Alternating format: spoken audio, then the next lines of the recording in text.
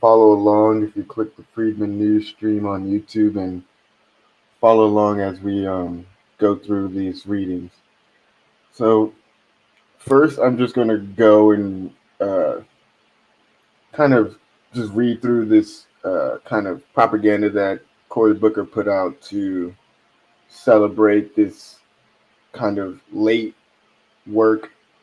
It's kind of more, it's like he's introducing this even though it has almost no power to do anything. So let's hear about how they try to wrap this in language to make it seem like they're doing something. So Booker reintroduces legislation to form Commission for Study of Reparation Proposals for African Americans. January 24, 2023. So this was um, 2 days ago now. Today, U.S. Senator Cory Booker, he's a Democrat from New Jersey, a member of the Senate Judiciary Committee. How you doing, Harriet? A member of the Judiciary Committee introduced S40, the Commission to Study and Develop Reparation Proposals for African Americans Act, legislation that would establish a commission to consider proposals for reparations for African American descendants of slavery. The legislation is the Senate companion to H.R. 40, introduced by Representative Sheila Jackson Lee, who's a Democrat from Texas, District 18. The commission will study the impact of slavery and the continuing discrimination against African Americans and will make recommendations on reparation proposals for the descendants of slaves. He says, our nation must reckon with its dark past of slavery and its continued oppression of African Americans fueled by white supremacy and racism. Many of our bedrock domestic policies that have ushered millions of Americans into the middle class have systematically excluded black individuals. I urge my colleagues to support this bill that will address the institutional racism that has suppressed African Americans' prosperity throughout our history and bring our country one step closer to our founding principles of liberty and justice for all. And then Sheila Jackson Lee gave a quote. She says, I'm pleased to thank Senator Cory Booker for introducing the Senate version of the Commission to Study Slavery and Develop Reparation Proposals Act. His introduction of this bill in the Senate is pivotal to the success of this legislation in the 18th Congress, air quotes. I'm further pleased that Senator Booker, with his storied history of civil rights leadership, sees the value of legislation that takes a historical look at slavery and then works collectively to assess the repair for the era in American history. I believe that the Commission to Study Slavery and Develop Reparation Proposal Act is a crucial piece of legislation that will complement the House version, H.R. 40. This legislation, both the House and Senate version, goes beyond exploring the economic implications of slavery and segregation, but is a holistic approach to reconciling that period of American history. This bill will allow for a moral and social overview of the implications of slavery and the status of African Americans today. I look forward to working with Senator Booker in a bipartisan manner to get this bill through the House and the Senate and onto the President's desk. America will truly be the beneficiary. So when I counted earlier, I think it was like a few, like 20 or something. I'll recount: 1, 2, 3, 4, 5, 6, 7, 8, 9, 10, 11, 12, 13, 14, 15, 16, 17, 18, 19, 20, 21 co-sponsors of S40 in the Senate. So they need 51 to pass it. They only have 21 co-sponsors right now. Now the other thing to look at is putting this in the context of the last 2 years. So I want to do that really quickly. So give me 1 second. So here's the Democrats' website, and on their website they have their platform and what they said they're going to do if they got elected in 2020. So this is one of their proposals, healing the soul of America, and they mention reparations in it. So it says, we believe Black Lives Matter, and we will establish a national commission to examine the lasting effects of slavery, Jim Crow segregation, and racially discriminatory federal policies on income, wealth, education, health, and employment outcomes, to pursue truth and promote racial healing, and to study reparations. We must acknowledge that there can be no realization of the American dream dream without grappling with the lasting effects of slavery and facing up to the centuries long campaign of violence, fear, and trauma wrought upon Black Americans. Now, they said this, they ended up getting elected. Democrats controlled in the 117th Congress the last 2 years. They controlled the presidency and both houses of Congress, the House and the Senate, both chambers, right? So, despite this, no House bill for HR 40 was even voted on, despite our own reservations. The fact that it's not clearly as clearly defined as lineage based as it should be. But the point is, even them in their kind of faking that they're going to do something for us, they didn't even vote on HR 40 and they didn't vote on S40 when they controlled the House and the Senate. Um, Now, after the midterms, so like if I pull up this graph, this gives you an idea of what the 117th Congress looked like. So they had 48 in the Senate and 3 independents that were caucusing with the Democrats. So that would bring them to 51. And then there was 233 Democrats in the um, actual Senate, or sorry, House, out of 435. And you only need like 218 to get to a majority, right? Um, so the fact of the matter is, when they had the power to actually do anything, despite uh, its imperfections, they still didn't do anything, right? And so the thing I wanted to kind of bring up when we look at the details of these two bills is, why wasn't this done earlier? And then the fact that it's being done now, when they, again, after the midterms, they don't control the House anymore. It's now controlled by the Republicans, who have 218 Republicans in the House.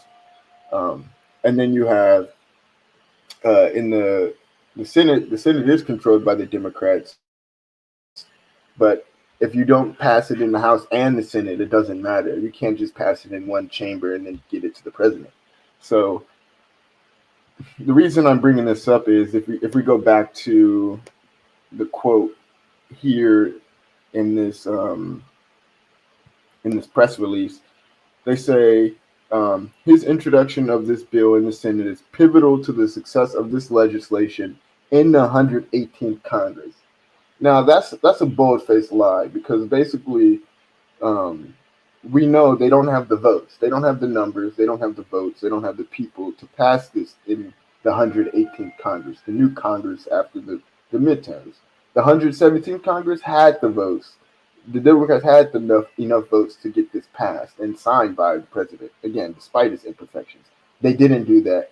They didn't even follow through on their Healing America pledge that they put on there, right? So this is disingenuous when they say it'll be pivotal to the success in the 118th Congress. And then she says, I look forward to working with Senator Booker in a bipartisan manner to get this bill through the House and Senate and onto the president's desk. Again, that's another disingenuous line, because they don't control the House, which means if they couldn't get S40 and HR 40 passed in the 117th Congress, when they actually controlled both chambers of Congress, the probability that they'll get it passed by the 118th Congress is even lower, because they lost half the control in the chamber of Congress. So now, and then even in the Senate, they only have 21 votes out of the 50 that are needed, 51 that are needed to even pass a bill, right? So this is very much like propaganda marketing, kind of trying to pull at uneducated people's heartstrings to try to act like they're doing something. And that's why we want to look under the hood, to show like this is meaningless. And it's meaningless because nothing can actually be done. They don't have the votes. So if you don't have the votes, this is just kind of going to stay in the chambers of these House and the Senate doing nothing, right? Just dying. So let's pull up the text to S40. Or actually, before I do that, the HR40 was reintroduced on the 9th, uh, referred to the House committee. That was done by Sheila Jackson Lee. And then, on the 24th, you had S40 uh, referred to the committee on the judiciary, right? Now, if you pull up the text of the bill, it's still pretty much the same, right? It hasn't changed, right? So the language in terms of it not being clearly lineage based is still a huge problem. Um, so let's go through it. It's 15 pages. We're probably not going to read the whole thing, but let's just go through some of the important parts. To address the fundamental injustice, cruelty, brutality, and inhumanity of slavery in the United States and the 13 American colonies between 1619 and 1865, and to establish a commission to study and consider a national apology and proposal for reparations for the institution of slavery, its subsequent de jure and de facto racial and economic discrimination against African Americans, and the impact of these forces on living African Americans, to make recommendations to the Congress on appropriate remedies and for other purposes. So that's the introduction of the bill, right?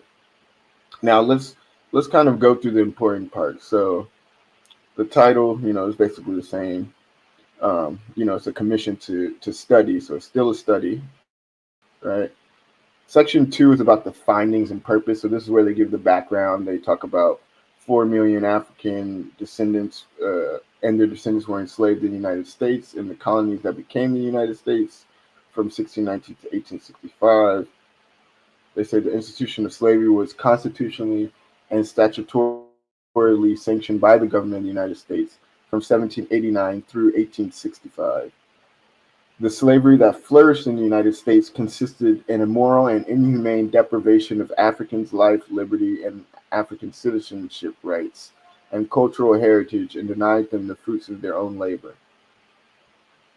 4. A preponderance of scholarly, legal, community evidentiary documentation, and popular culture markers constitute the basis for inquiry into ongoing effects of the institution of slavery and its legacy of persistent systematic structures of discrimination on living African Americans and the society in the United States, rather.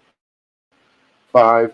Following the abolition of slavery, governments at the federal, state, and local levels continue to perpetuate, condone, and often profit from practices that continue to brutalize and disadvantage African Americans, including sharecropping, convict leasing, Jim Crow, redlining, unequal education,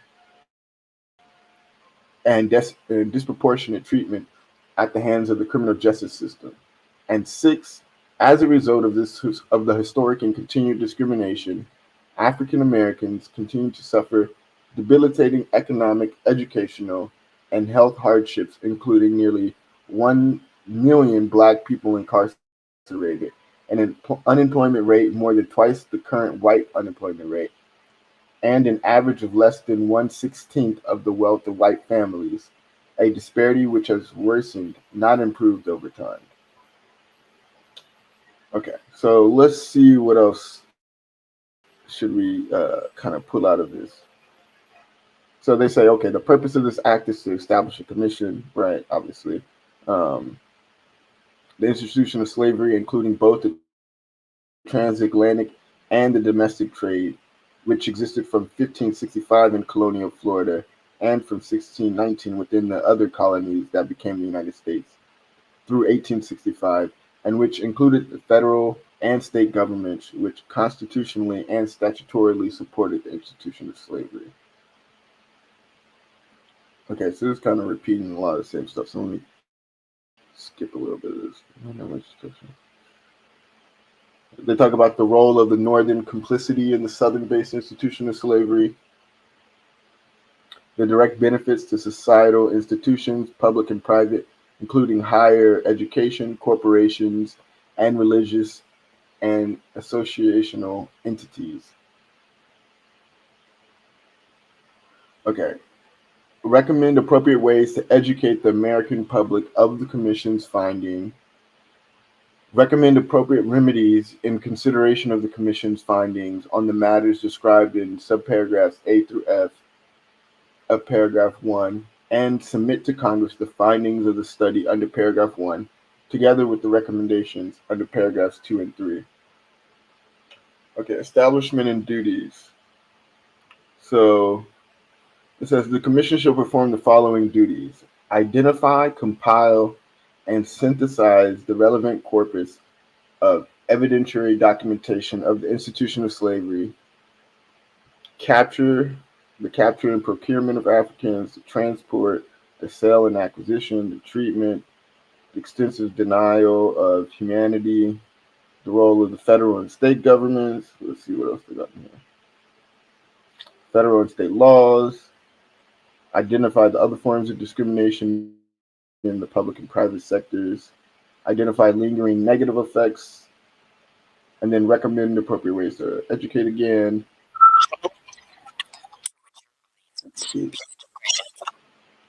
Um, let's see, findings.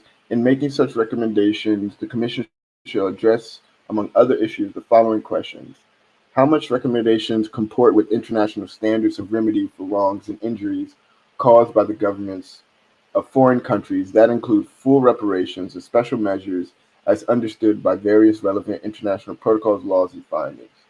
That's actually somewhat helpful because the international standards include the definition of reparations defined by the UN, and part of that talks about how you define um, who a victim who deserves reparation is, and it's defined by a group, an individual or a group that collectively suffered a harm and their descendants. So that's something that um, hopefully will be enforced.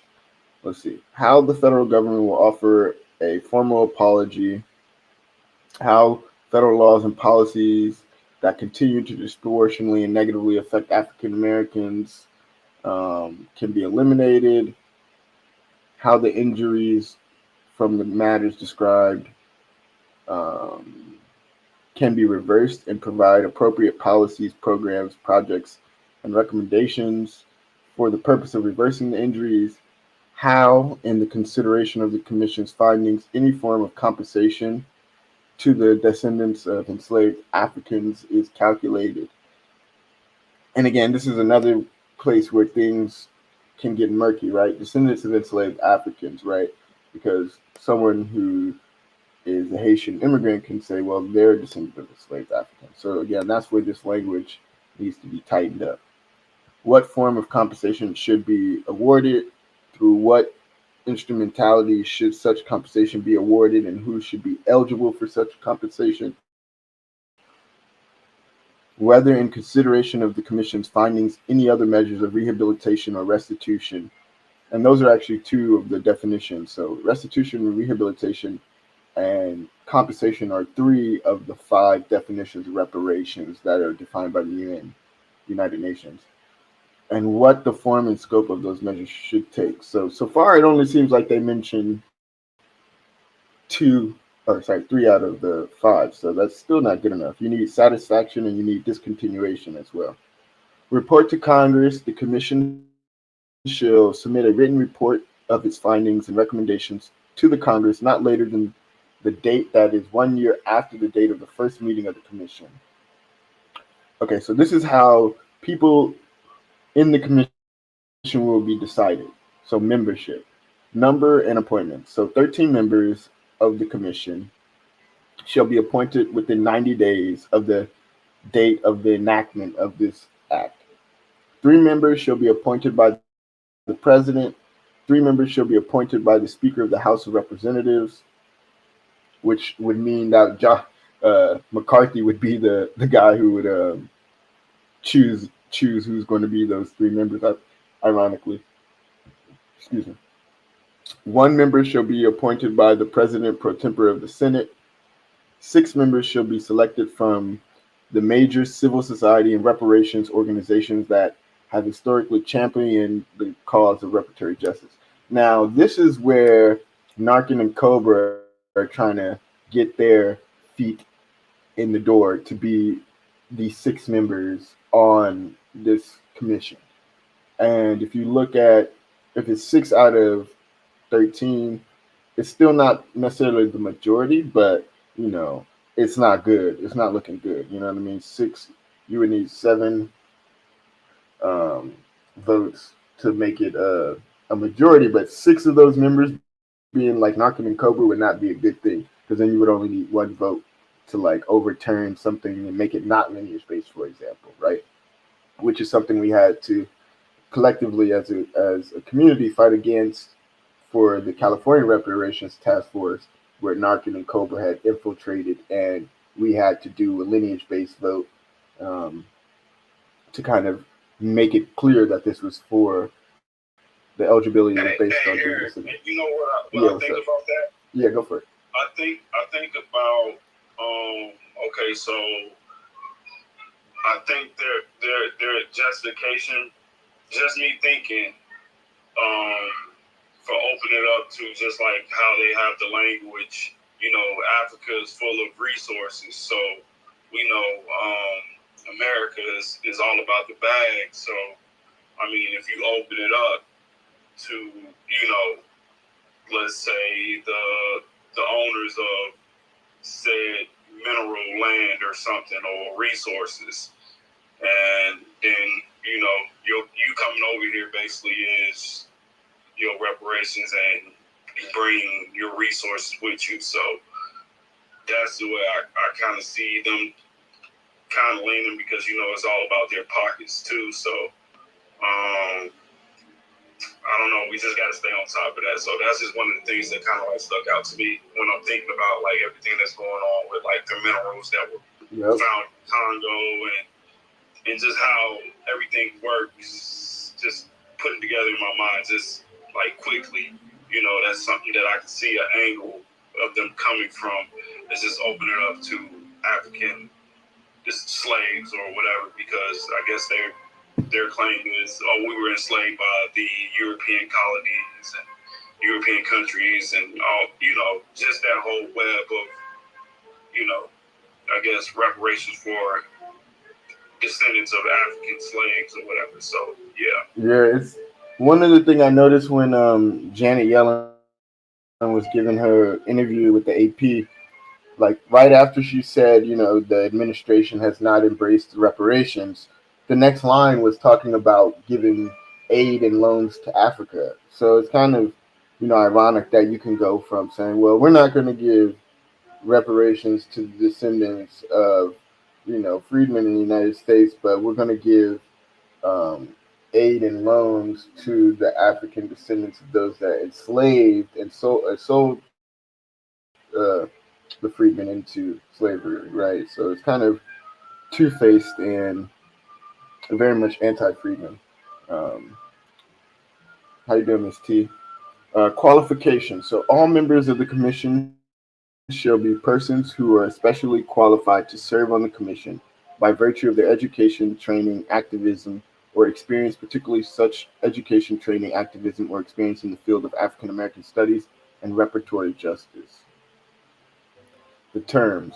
The term of office for members shall be for the lifetime of the commission. A vacancy in the commission shall not affect the powers of the commission and should be filled in the same manner in which the original appointment was made.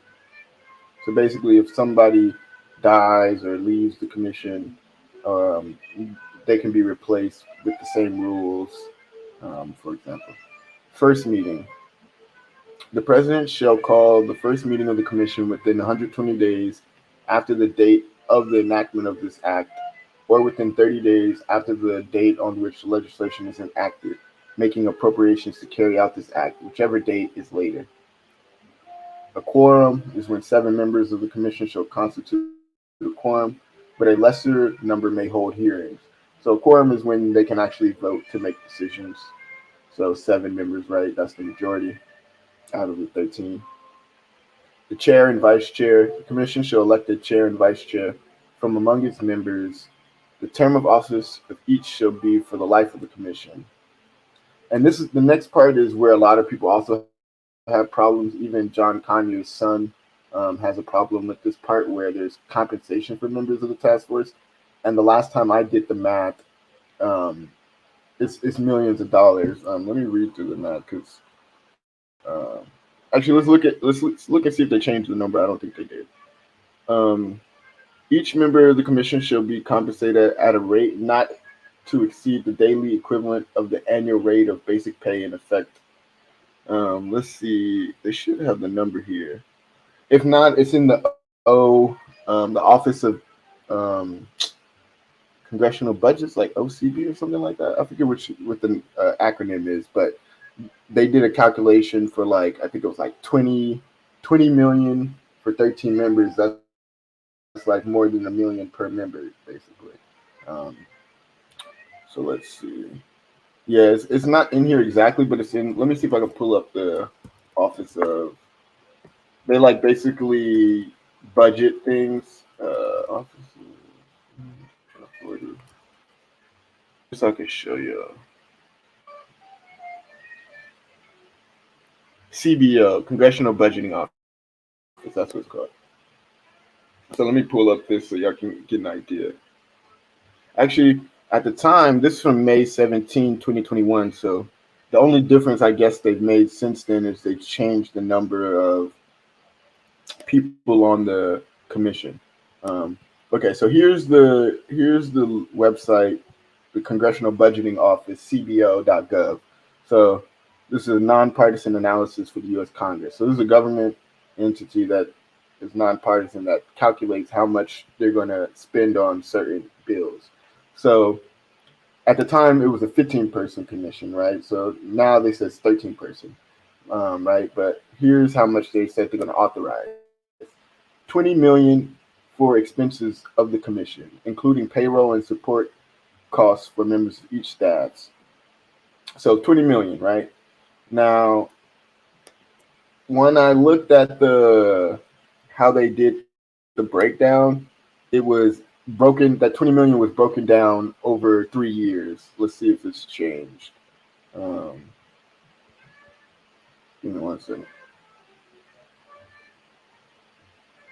Okay, so yeah, it's still broken down over 3 years. So the they're going to break down the 20 million. It would be 7 million the first year, 10 million the second year, and then 3 million the last year.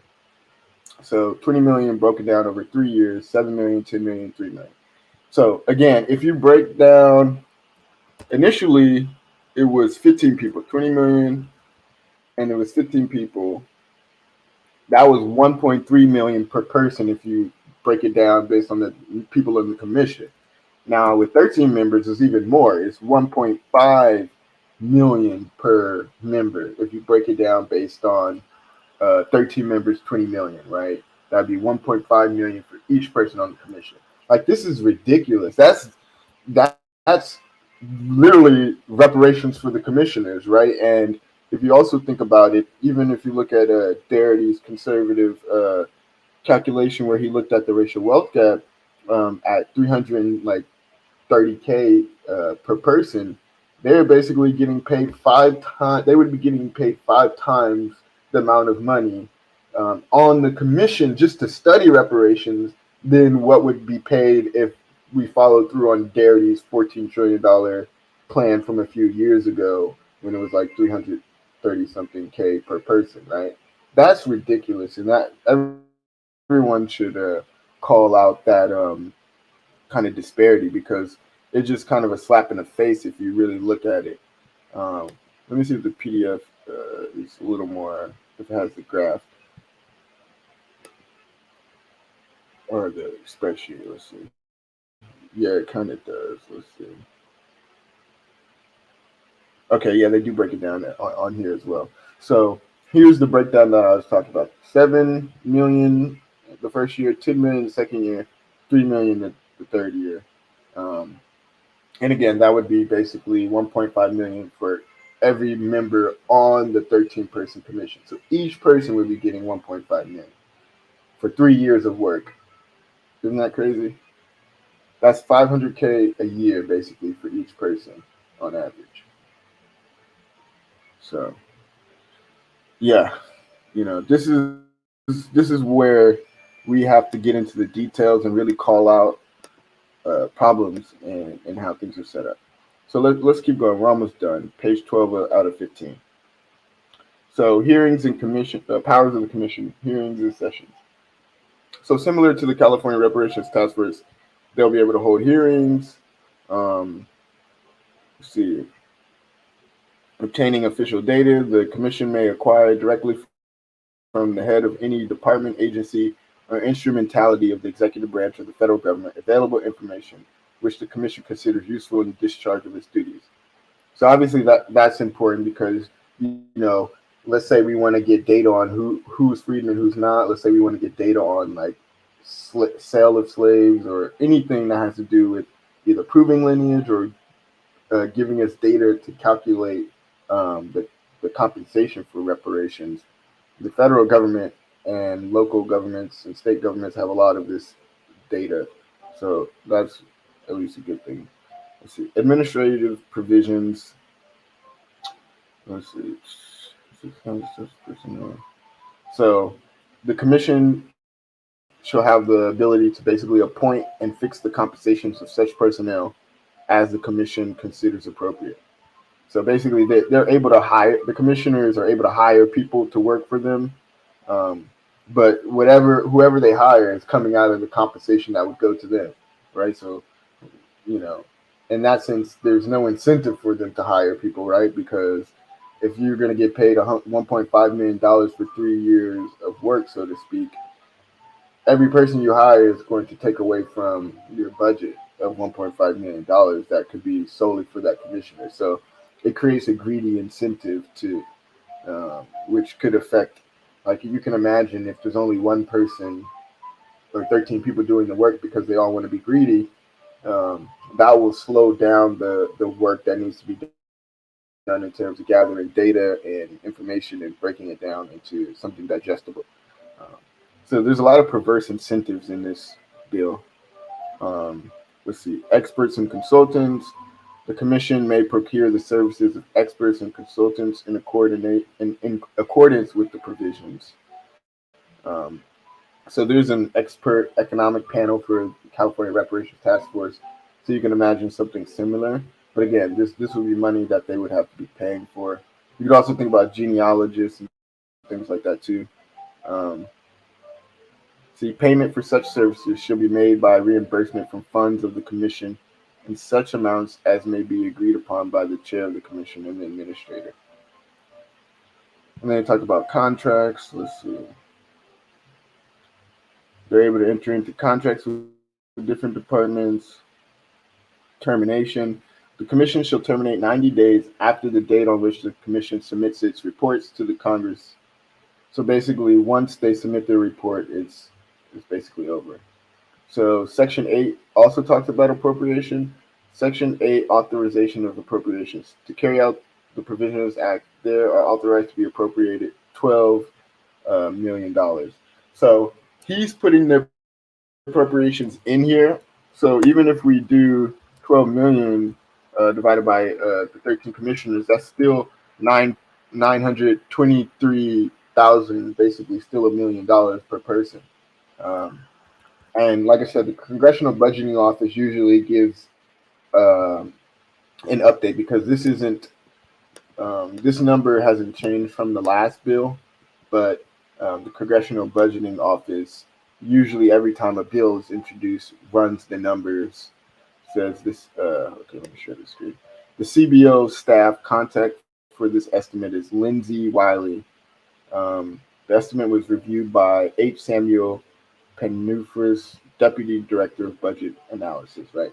So now that HR 40 has been reintroduced and S40 has been reintroduced, the Congressional Budgeting Office will go through and calculate what they think it will be, what they think the commission will cost. So whether you use the 12 million or the 20 million number, it's still basically $1 million per person on the commission, which again is ridiculous, right? Okay, so I'm basically done going over the overview. I just wanted to share all this different information with y'all. Um, any thoughts y'all want to share? I'll invite Harriet, For Real, and Kate Jones up if y'all want to come speak on this. Um, Any new thoughts, A Boogie? Now that we finished the rest of it. I'm still. I mean, I kind of don't know the like what the House of Representatives really actually does. So I'm trying to figure out what him introducing this is going to mean for them. Right. Today, like or it's the GOP or Republicans, or are they going to take this up now and start working on it, or this is just something that they're just going to introduce just to say that they introduced something? So Exactly. I think it's just to get them to say they introduced something, because they don't have the power in the House that they did when they controlled the 117th Congress. They controlled the House and the Senate. Right now, they only control the Senate, so they can't do anything in the House. So The they about Republicans. to hold this over black people's heads, but they Right. vote for me. Right. Vote for us in the next congressional election, because we couldn't get reparations passed because no one in the House wanted to vote for it. Well, Yeah. what happened when you had the 117th Congress and you controlled both the House and the Senate? Yeah. You didn't do anything. So it's kind of it's victim blaming, right? Now they're blaming us for what they didn't do when they had the power. Um, they're gonna blame us for losing the midterms, and then blame us if we don't vote for them next time, right? So it's a blame game, victim blaming, and it's kind of sick. And it's also sick that these people would be getting this much on the commission to basically um, tell us that we deserve less money than they're getting in their commission payment. Yeah, that's kind of wild. No, man. I mean, I guess the only thing you can just do is just kind of sit back and see what happens with this, and just take it from there. So, yeah, hey man, thanks for the breakdown of this bill. I mean, I wish we had a little bit more to add to what was actually going to be done in the present time, but I don't think I'm not that hopeful with things like this. So right. So the main thing that we have to look at as freedmen now is to understand, if they didn't do it when they had the 117th Congress, they had the Democrats had the House and the Senate and the presidency, didn't pass reparations, right? Um, then now that they lost power after the midterms in the House and only control the Senate and the presidency, there's basically no chance that the Republicans that control the House will vote in a majority to pass this bill, right? Therefore, the only thing that can be done during Biden's administration is now an executive order for reparations study or commission. Um, and that's the unfortunate part, that only an executive order is the only solution now. Now, he could sign an executive order any day, right? There's no approval that he needs to sign an executive order. He's just sitting on his hands, right? Um, but again, even if he does this, we want it to be lineage based and kind of clear up any of the potholes that we talked about while we were reviewing the S40 bill. What up, Harriet? Go for it. peace, power, reparations, family. I was gonna say that this is just a stall tactic. If y'all look at the jumbotron, y'all look up see Sandy Darity he writes, unfortunately, this is merely a duplication of HR 40 with all its flaws. This is just a stalling tactic. This is just to put something out of the lexicon, like you said, brother. That it is just for people who are not deeply rooted in this freedom knowledge right now, this reparation, this movement knowledge right now. Something to just throw out there to pique their interest, to get them to vote Democratic and to keep them on the Democratic plantation. But little do they know, we are very politically mature, more politically mature than they have anticipated at this specific time. And no, we're not falling for it again. I'm gonna land here. The Democrats are now in a perpetual state of political insanity. And previously, we were going on that ride with them, but obviously we're not going on that ride with them anymore. Shout out to the Freeman Party. Hey, thank you for that, bro. Yeah, we definitely hit that eject button in that jet, right? We always talk about landing the plane. Well, we hit the eject button, emergency escape button to get out of there. That plane was crashing into the Himalayas. You know what I mean? So yeah, it's kind of crazy that it's for them to even put out this press release and then put it on Senate Booker.senate.gov.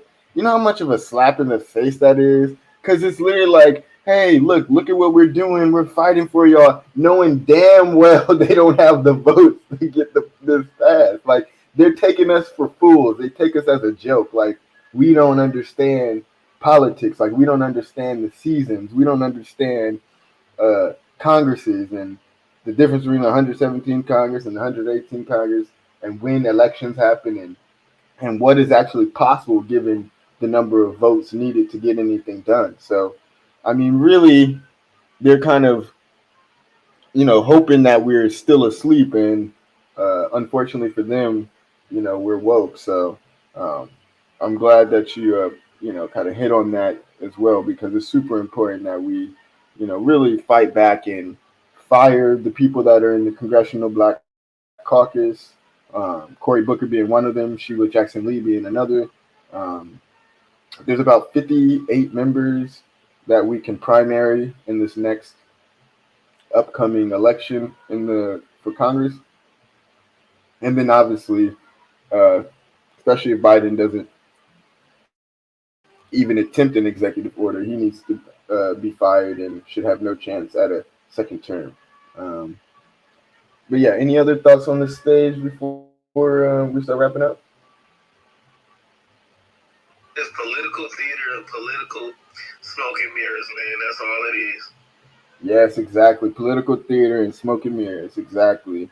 Um, to me, it's just shameful, right? Because these are the people who are supposed to be representing us, and yet here they are, like slapping us in the face, in front of our face. You know what I mean? Like, here, look what I'm doing, and you're just like, really, really, seriously, like I don't know, man. This is why we have to be serious and take our democracy seriously.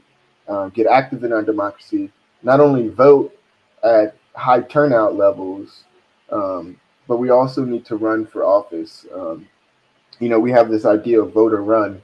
You should either be voting or you should be running for office. And obviously, if you're running for office, you can vote as well. But the point is, if you're going to complain about who you have to vote for, and you don't feel like anyone deserves your vote, so you're not going to vote, then that means that you should have been running, and you need to be running for office, because that means that you feel like you're the most qualified person to make decisions. And so that's where you need to take more responsibility over your daily life and the lives of the people in your community, and say a change needs to be made, and I'm going to be a part of that change. Um, these people are not kind of some magical beings. Clearly, you can see even by their own statements that they like to lie through their teeth. They like to make false promises.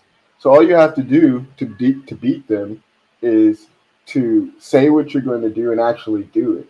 The bar is extremely low. They say what they're going to do and they don't do it, right? So the bar is extremely low. They've been saying they're going to pass HR 40 for the last almost 40 years, 32 years, going on 33. So it's ridiculous. At the end of this decade, at 2030, it'll be 40 years.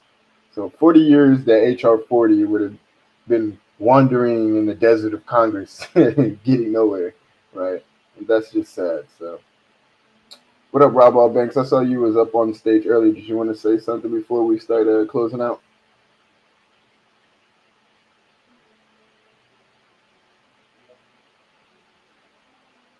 What up, Rob? What's going on, family? What's going on? I don't know. My phone acting up. So. No, don't trip. But yeah, what did you think about this whole S40 business, and how it's kind of like a, as Harry was saying, a trick bag. Yeah, that's what it really sounds like. Because I'm just not hearing about it right as we speak now. And from what I've heard thus far, sounds like another type of distraction, really. Mm-hmm. Because I don't really anything tangible what they're trying to do. I mean, they keep on hitting us with the study, and I'm like, my God, how long y'all gonna keep hitting us with that? I mean, they already know what it is. Hey, they trying to study the study. Exactly. It's crazy. Yeah, it's literally the definition of insanity at this point. And I'm like, man, I'm just been thinking, I've just been thinking really of ways to try to combat that because I'm seeing, stalling really. But yeah, the best way to combat it is by creating a voting block through the political party like the Freedmen Party, and then also running candidates that primary and replace them. Like everybody in the House of Representatives is up for grabs every 2 years. In the Senate, it's every 6 years, depending on who's still left. But the point is, these people are replaceable, and we need to use our votes as a way to hire and fire. Oh yeah, I definitely agree with that. Yep. Yep, I appreciate that. Let's go to Miss T. What you thinking, Miss T? This is just a money grab. What's up, Freeman Party? Hey, everybody in the room. Hope everybody's doing okay this evening. This is just a bunch of crooks looking for a money grab, or they are placing such a high dollar amount on it where it will automatically be turned down. There is no oversight committee as far as who is as far as they're going to choose the commission or whatever, but we need somebody to watch over them to make sure that they are on the up and up. We probably need to start some kind of email campaigns, Twitter hashtags. We have to do a call to action or something to call this man out, because this is some bullshit. Excuse my language, but I'm just sick and tired of these hustlers trying to make $1 off the anguish and the terrible atrocities our ancestors went through. And they're just grifting, just trying to make $1, or they're trying to set a value so high, because who would pay a commission that much? And why do we need a commission to last that long? We have the history. The work has been done. Dr. Darity has laid out the blueprint. All of this shit is just unnecessary. Yeah, we no. gotta do something. We need oversight. Whatever commission they do choose, that commission needs some oversight. An unbiased party to watch over every little detailed action that they try to do. Yeah, I couldn't agree more.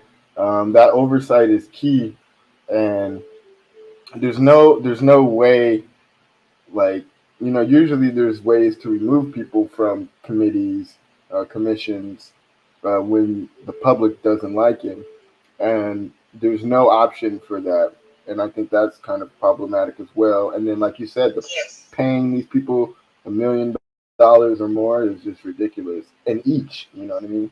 So, I mean, so far that'd be more than we get paid. I agree with you.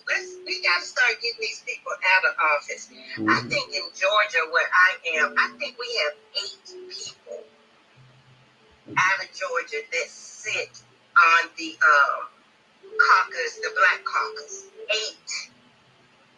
8 people in Georgia. And I think all of these folks need to be unseated because they're not working for us.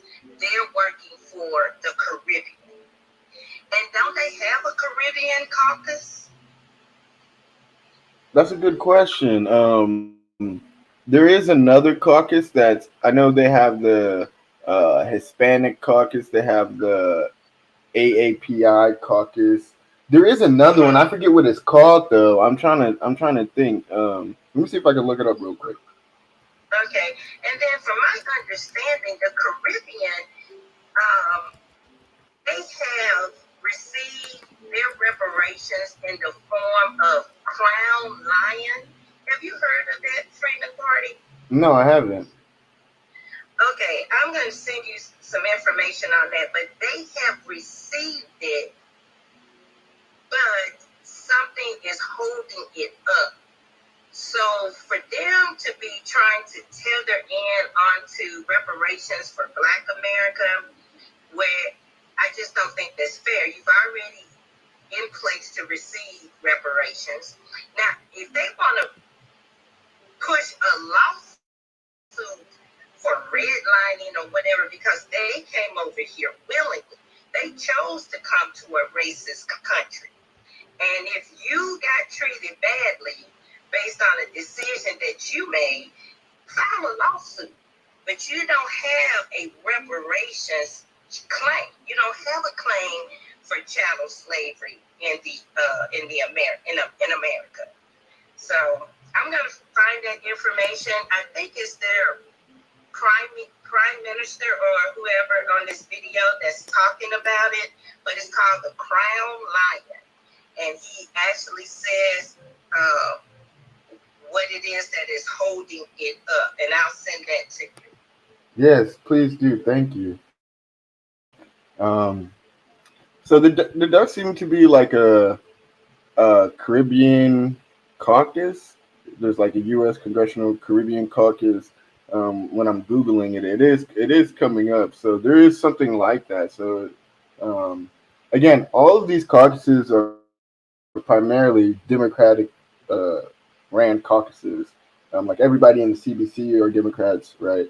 Like Tim Scott is not part of CBC, for example. But yeah, so this is one thing we do have to. I like what you said about the call to action as well. I think not only do we need to push back against the things we disagree with in this bill, but we need to call out the disingenuous nature in which this bill is even being reintroduced, right? The fact that they know themselves that they don't have the votes, and they're trying to play with our emotions, basically. So it's to me it's just very disrespectful, and it would be more honest if they came out and said, we messed up, we didn't pass reparations in the 117th Congress when we had the power. So now we're going to put all of our energy into an executive order and pressuring the president to get that done, right?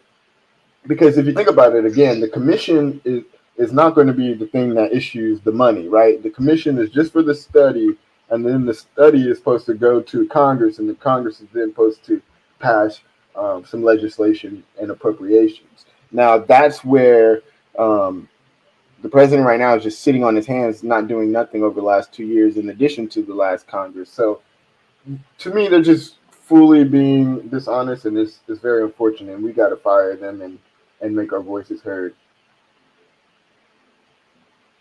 Do you want to say something else, Misty?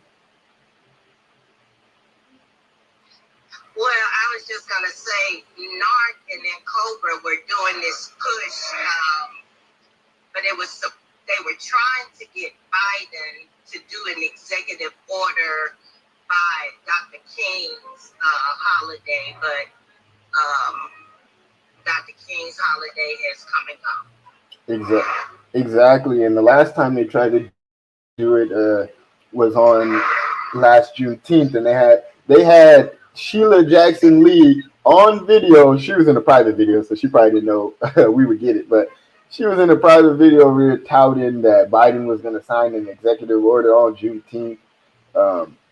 we did a call to action because we didn't want it to not be lineage based, and we called everybody in Congress. But anyways, they didn't do it. They didn't do it on Juneteenth, right? And then they didn't do it on. They didn't do it recently on the whole, like you said, Martin Luther King Jr. Day. We need to find somebody in Texas to run against her. And I hear that her district is unclean, unkept. It's not having any progress in it. It's just in shambles. But they keep electing her. So we need to find a qualified candidate to run against her in that area. I agree 1,000,000%. I agree. Harriet, go for it. I totally agree, Mrs. T. It was funny that y'all was bringing that up because I was having flashbacks. Yes, Mrs. T, we shut that down. Like I was having reparations flashbacks in here. We shut that down. Them trying to co-op the reparations. I mean, overall, you all, it's left up to us now. Mm-hmm. If we don't take charge, we're gonna continue to get what we always got.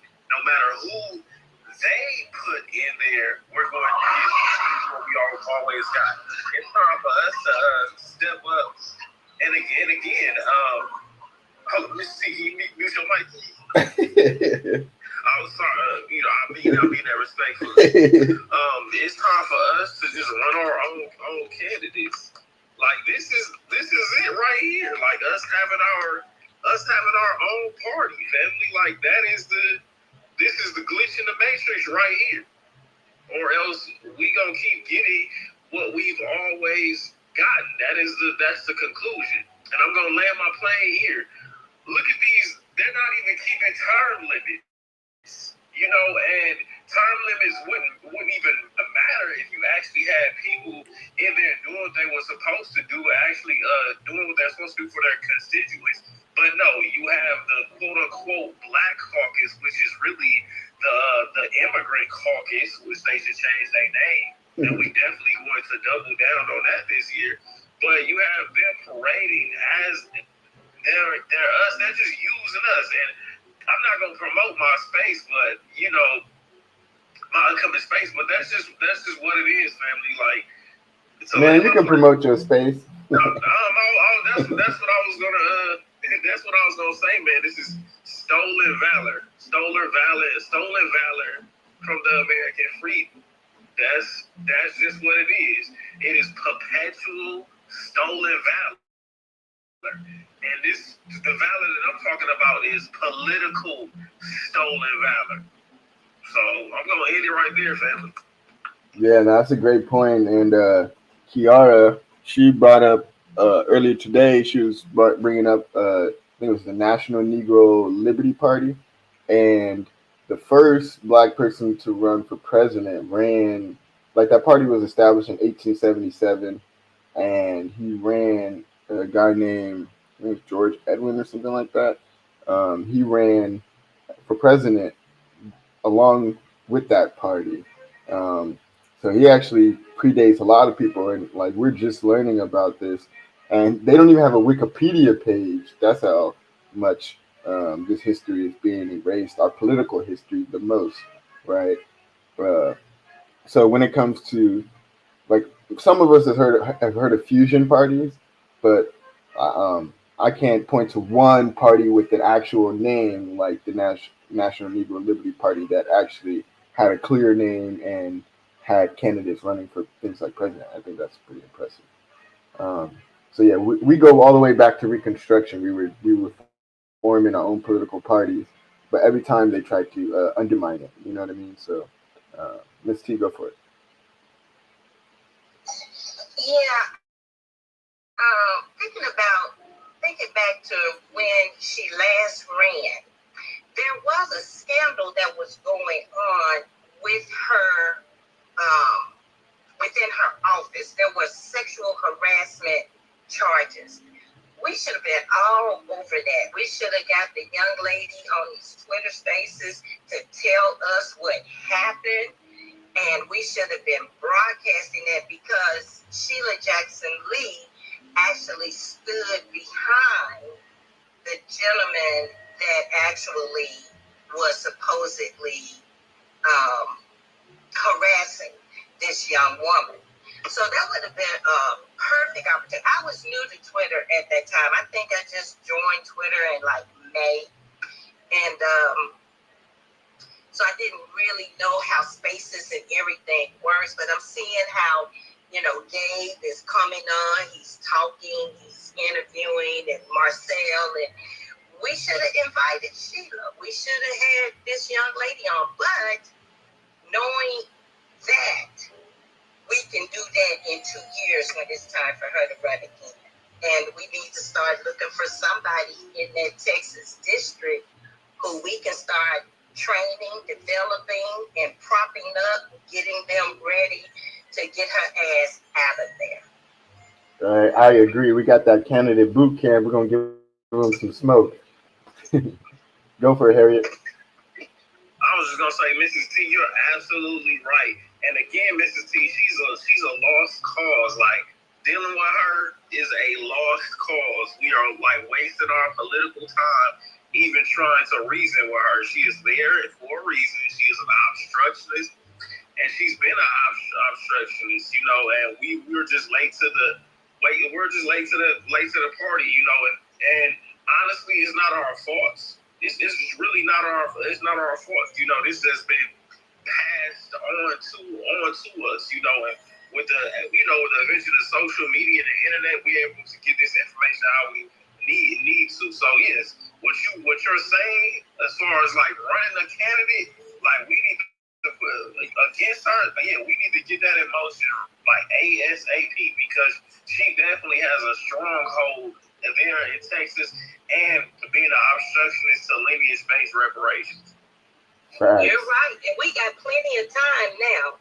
We have plenty of time to get the candidate, get them, get money behind them, go down there, do some video on her area, show what trash it is, maybe interview some of the people that live there, and just start working this thing and get her ass out of there. And who else do we need out of there? Oh, Clyburn. But he's going to run one of his family members. So we can, Marcel he can handle all of that type of stuff in South Carolina. But we got to get busy. And we have the ingenuity and the know-how to do it. We just got to put it into action. Like you said, our call to action. It's time. Definitely. Yeah, let's. Do you know what city she represents, actually? It's District 18 in Texas. It's Houston. The city here. Is it Houston? It's Houston. How about all those Latinos voting for her? Because they don't know no better. She's still kind of going off of that Democratic high of Obama Rainbow Coalition. Go for it, Harriet. I just wanted to I got another space I have to get to. I just wanted to tell y'all, I appreciate you giving us this information. Like I always be telling you, brother, you the most underrated person in the reparations movement. Like you and A Boogie, like y'all don't get enough respect for what y'all do over here. Like y'all doing real scholarship. Y'all really reading this legislation and being able to make it palatable for our people, man. And I just want to tell you that I appreciate the work that y'all do. That's why I support y'all, and I'm gonna continue to support y'all. I really appreciate it. But I'll catch y'all later. Thank you for that, bro. Yeah, we're about to close out as well. We've been here for over an hour. We try to keep our spaces to 30 minutes to an hour so we can do it every day, Monday through Friday. I really appreciate that, we try to always bring constructive things where we can actually, have calls to action when we leave this place and actually make what we're doing actionable, right? Not just something where we're circle joking and just emotion getting high off of like emotions and stuff like that, but really thinking about, okay, we may be upset, we may not like this outcome, but what can we do to change the future, not just to continue living in this reality, the way it's set up. So, we're all about empowerment. So I definitely appreciate that. Um, hey, Boogie, any last thoughts before we close out? No, but for anybody in the room tonight, please go check out our webpage, freedom.party. If you're not familiar with our webpage, please go check out our webpage. Please invite other people to our spaces. Please retweet the space if you can. That's it. Thanks. Thank you for that. Yeah, Thank you, A-Boogie. Yes, appreciate. Thank you, A Boogie, Harry, and Miss T. Rob All Banks for coming through. For real, you and K Jones for coming through and listening. Really appreciate it. We'll be back tomorrow, 4 p.m. Pacific, 7 Eastern. So make sure you check us out. I'm about to post a link, so set your reminders, send them out, let people know, and we'll be back. See y'all tomorrow. Peace.